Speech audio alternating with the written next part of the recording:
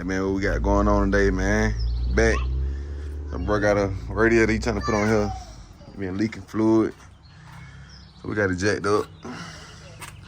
Trying to take this cover off. Got a jack stand. And we doing this all in the garage right now, so everything goddamn gotta come off.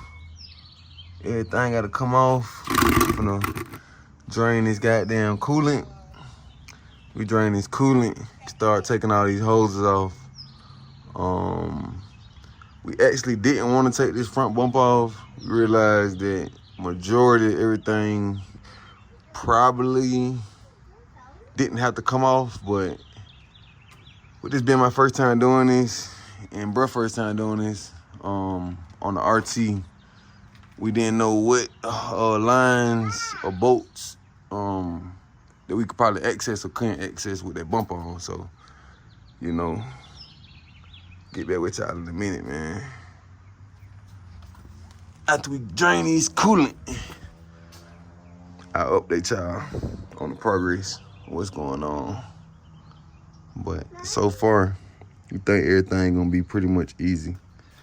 I don't know how we gotta hook these fans up to this other radiator we got right here.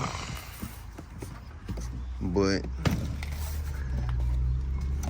try to go back factory, nothing too extra, no mod or nothing like that. You're trying to replace the radiator, that's all what's going on. We got a thermostat too in there, but like I was telling my brother, I don't know if that's really gonna be necessary to replace it.